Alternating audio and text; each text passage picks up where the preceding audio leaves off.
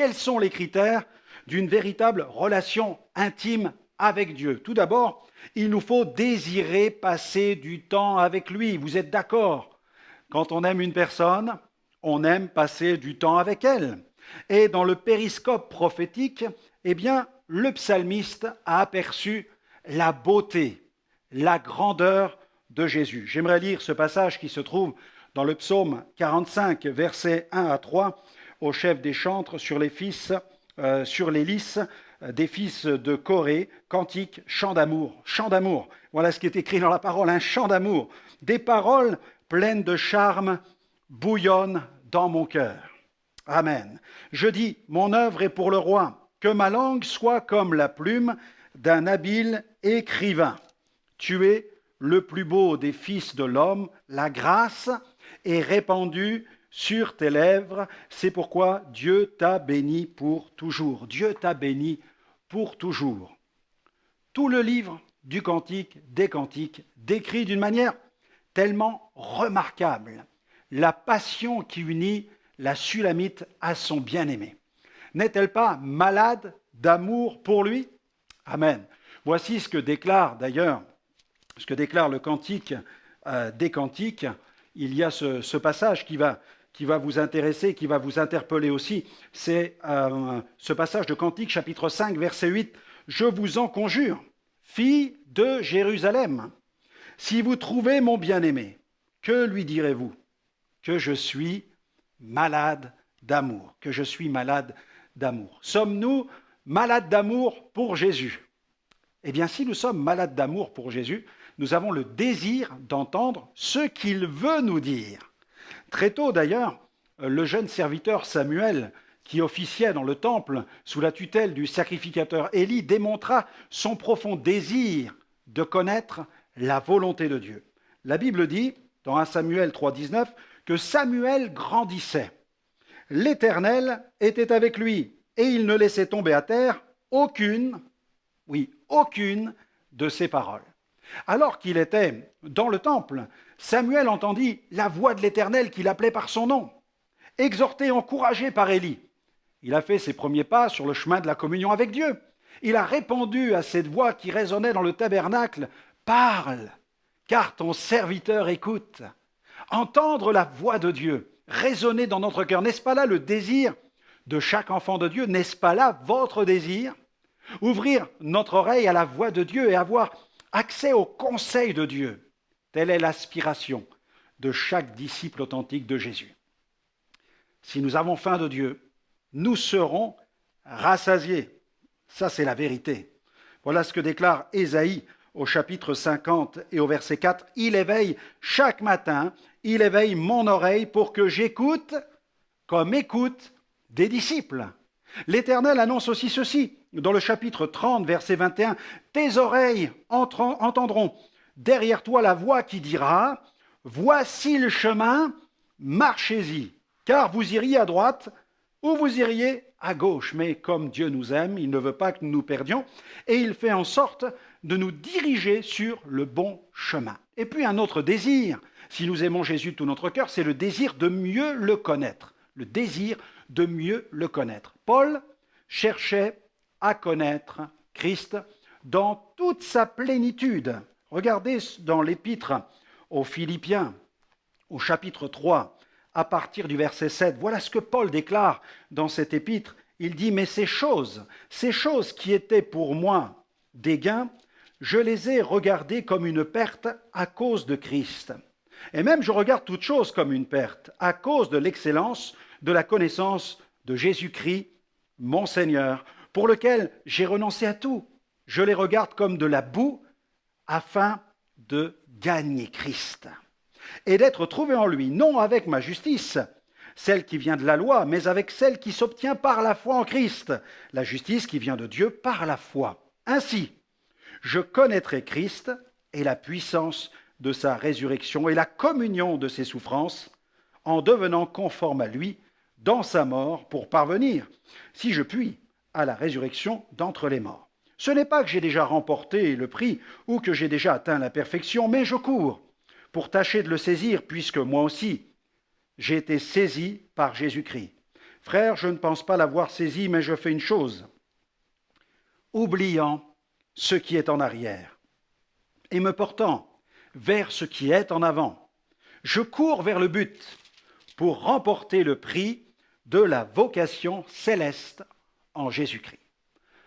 Moïse voulait lui aussi mieux connaître l'Éternel. C'est un désir légitime. Il a même fait cette prière à l'Éternel dans le livre de l'Exode. Fais-moi voir ta gloire. Fais-moi voir ta gloire. Quelle prière, n'est-ce pas? Désirer voir la gloire du Seigneur. Et l'Éternel donne suite à cette requête. On peut lire un passage dans Exode chapitre 33 à partir du verset 19 jusqu'au verset 22. L'Éternel répondit donc à cette prière, « Je ferai passer devant toi toute ma bonté, et je proclamerai devant toi le nom de l'Éternel. Je fais grâce à qui je fais grâce, et miséricorde à qui je fais miséricorde. » L'Éternel dit, « Tu ne pourras pas voir ma face, car l'homme ne peut me voir et vivre. » L'Éternel dit, « Voici un lieu près de moi, tu te tiendras sur le rocher. Quand ma gloire passera, je te mettrai dans un creux du rocher et je te couvrirai de ma main jusqu'à ce que j'ai passé. » N'est-ce pas là notre requête? Voir la gloire de Dieu se manifester dans notre vie, que Dieu la fasse éclater dans notre vie comme il le veut. Je désire passer du temps avec Dieu et Jésus, lui, désirait passer du temps avec ses disciples et il désire passer du temps avec nous. Il désire lui aussi développer cette relation personnelle avec nous. À lui soit la gloire. Il désire que nous prenions place autour de sa personne. Dans Marc 3, versets 32 à 35, la foule, le texte nous dit, la foule était assise autour de lui. Et on lui dit, voici, ta mère et tes frères sont dehors. Ta mère et tes frères sont dehors.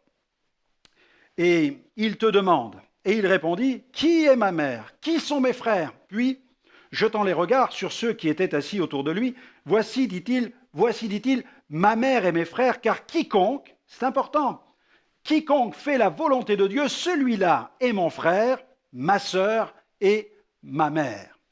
Le désir de cette relation intime avec Dieu. Le désir aussi de souder cette amitié avec Jésus, de souder cette amitié avec Dieu au travers de Jésus-Christ, au cœur d'une amitié. La plupart du temps, il y a une passion commune, le sport, l'art, un divertissement ou autre chose.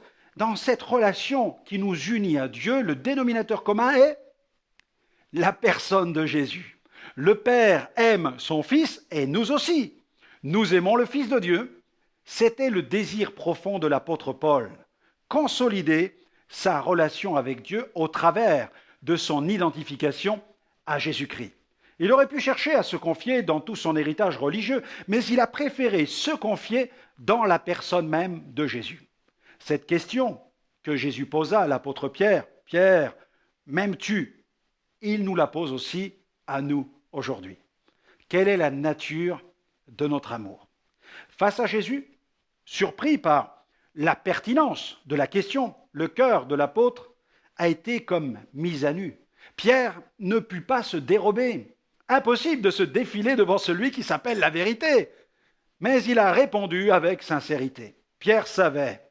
Il savait qu'il était un homme sujet à la faiblesse. N'avait-il pas renié le Seigneur 3 fois? Il se sentait indigne et incapable d'aimer son Sauveur d'un amour inconditionnel, même si tel était son plus profond désir. Seul Jésus peut nous aimer parfaitement de façon inconditionnelle. N'est-il pas étonnant de constater que le Seigneur avait besoin d'entendre de la bouche même de son ami Pierre que celui-ci l'aimait? Le Seigneur sait quelle est la réalité de notre amour pour lui. D'ailleurs, il sait tout. Et il sait tout de nous. Le psalmiste a écrit dans le psaume 139, versets 2 à 4, « Tu sais quand je m'assieds et quand je me lève, tu pénètres de loin ma pensée. Tu sais quand je marche et quand je me couche, et tu pénètres toutes mes voies. Car la parole n'est pas sur ma langue que déjà, ô Éternel, tu la connais entièrement. » Après que Pierre ait affirmé à Jésus qu'il l'aimait, Jésus lui déclara « Paix mes agneaux. » Ensuite, par 2 fois, Jésus lui demanda de paître ses brebis. Ces 3 questions du Seigneur adressées à Pierre ont mis aussi en évidence un autre amour, celui qu'il éprouvait pour l'Église du Seigneur. Écoutez bien, plus nous aimons Jésus, plus nous serons capables d'aimer l'Église, le corps de Christ. Les Écritures nous rappellent que c'est à Pierre que Jésus avait déclaré dans Matthieu 16, verset 18, « Et moi je te dis que tu es Pierre, et que sur cette pierre je bâtirai mon Église, et que les portes du séjour des morts ne prévaudront point contre elle. » La vocation de Pierre devint évidente. Sa destinée apparut comme toute tracée. Pierre serait à la base de la construction de l'Église. Et c'est lui qui, le jour de la fête de Pentecôte, à Jérusalem, fut le premier à prêcher. Il apparaît donc clairement dans ce passage que la qualité de notre amour pour le Seigneur sera déterminante quant à notre destinée et notre service pour Dieu. L'œuvre dans l'Église ne peut se faire sans amour. Nous voulons connaître la volonté de Dieu, mais avant d'accomplir quoi que ce soit, le Seigneur aimerait certainement être rassuré sur notre amour. L'aimons-nous vraiment? Notre désir est-il un désir de lui plaire, c'est-à-dire de faire sa volonté? Pour développer une véritable relation avec Dieu, nous devons apprendre à aimer ce qu'il aime et à haïr ce qu'il est. En résumé, c'est cela, chercher à plaire à Dieu. Car si je dis que j'aime Dieu et que je fais des choses qui lui déplaisent, je me trompe moi-même par de faux raisonnements. La Bible dit ceci, c'est l'apôtre Jean dans sa première épître qui s'exprime de cette manière, 1 Jean 2,6, « Celui qui dit qu'il demeure en lui, c'est-à-dire en Jésus, doit marcher aussi comme il, c'est-à-dire Jésus, a marché lui-même. » Paul nous donne aussi un autre enseignement. J'aimerais lire un passage qui se trouve dans les Philippiens, Philippiens au chapitre 2, Philippiens 2, verset 6, 2 versets 6 à 11. Il est question de ces sentiments. Ayez en vous les sentiments de Jésus. Ayez en vous les sentiments qui étaient en Jésus-Christ. Il n'a point, existant en forme de Dieu, il n'a point regardé son égalité avec Dieu comme une proie à arracher. Mais il s'est dépouillé lui-même en prenant une forme de serviteur, en devenant semblable aux hommes, et il apparut comme un vrai homme. Il s'est humilié lui-même, se rendant obéissant jusqu'à la mort, même jusqu'à la mort de la croix. C'est pourquoi aussi Dieu l'a souverainement élevé et lui a donné le nom qui est au-dessus de tout nom, afin qu'au nom de Jésus, tout genou fléchisse dans les cieux, sur la terre et sous la terre, et que toute langue confesse que Jésus-Christ est Seigneur, à la gloire de Dieu le Père. Amen. Gloire à Dieu. Soyons donc animés des sentiments qui étaient en Jésus. Laissons-nous briser par ce qui brise son cœur. Soyons passionnés par ce qui passionne son cœur. Aimons la justice, haïssons l'iniquité. Après avoir vu quels sont les éléments de la construction d'une véritable relation, il est important de garder à l'esprit qu'une construction se réalise toujours selon un processus, le processus de la croissance. Le grain de blé ou le fruit n'arrive pas à maturité en une nuit. Pour qu'un fruit parvienne à maturité, il doit suivre tout un processus de maturation. Acceptez ce processus de croissance et ne soyez pas trop pressés. Faites tous vos efforts, faites votre part. Mais ne vous mettez pas la barre trop haute. Soyez persévérants et patients avec vous-même. Soyez fidèles dans les petites choses. Et tout ce que votre main trouve à faire, faites-le. Jésus a dit ceci. Il a dit, « Je suis le cep et vous êtes les sarments. Celui qui demeure en moi et en qui je demeure porte beaucoup de fruits, car sans moi, vous ne pouvez rien faire. » Avons-nous ce désir de partager cette amitié avec des amis communs? La Bible nous rappelle ceci, c'est l'apôtre Jean, toujours dans sa première épître au chapitre 4, versets 7 à 8 et verset 20, il dit « Bien-aimés, aimons-nous les uns les autres, car l'amour est de Dieu, et quiconque aime est né de Dieu et connaît Dieu. Celui qui n'aime pas n'a pas connu Dieu, car Dieu est amour. Si quelqu'un dit « j'aime Dieu » et qu'il haïsse son frère, c'est un menteur. Car celui qui n'aime pas son frère qu'il voit, comment peut-il aimer Dieu qu'il ne voit pas? Quiconque déclare aimer Dieu doit tout logiquement aimer son frère. Tous ceux qui aiment Jésus sincèrement ont une relation personnelle avec lui, par voie de conséquence. Ils ont un ami commun qui est le Seigneur. Ils deviennent alors amis les uns des autres. C'est la réalité du corps de Christ. Les amis du Seigneur sont aussi mes amis. Dans les Saintes Écritures, il est clair que notre relation avec le Seigneur est étroitement liée à nos nombreuses relations que nous développons avec nos frères et sœurs en Christ dans l'Église de Jésus. Même si mon salut est complet en tant que membre du corps de Christ, je ne suis pas complet. Le Saint-Esprit doit parfaire le travail de transformation. Dans le corps humain, les membres sont interdépendants les uns des autres. L'œil, vous serez d'accord avec moi, l'œil a besoin du pied, le pied a besoin du bras. Quand on aime Dieu, on accepte aisément de se soumettre les uns aux autres dans la crainte du Seigneur. C'est ainsi que nous comprenons la grandeur de l'amour de Dieu et la diversité de ses richesses qu'il a déversées dans la vie de tous ses rachetés. Vous aimez Jésus? Alors, nous avons le même ami commun. La volonté de Dieu, c'est de nous voir grandir vers la stature parfaite de Christ. C'est que nous ressemblions tous de plus en plus au Seigneur. Voici certaines des volontés de Dieu. Dieu ne veut pas que nous nous conformions au siècle présent. Dans Romains 12, verset 2, « Ne vous conformez pas au siècle présent, mais soyez transformés par le renouvellement de l'intelligence, afin que vous discerniez quelle est la volonté de Dieu, ce qui est bon, agréable et parfait. » Il veut que nous fassions aussi de bon cœur sa volonté. Dans Éphésiens 6, 6, non pas seulement sous leurs yeux, comme pour plaire aux hommes, mais comme des serviteurs de Christ qui font de bon cœur la volonté de Dieu. Il veut aussi que nous rendions grâce en toute situation. Dans 1 Thessaloniciens chapitre 5, verset 18, « Rendez grâce en toutes choses, car c'est à votre égard la volonté de Dieu en Jésus-Christ. » Il veut que nous pratiquions le bien, et cela tout particulièrement lorsque nous faisons face à une certaine opposition.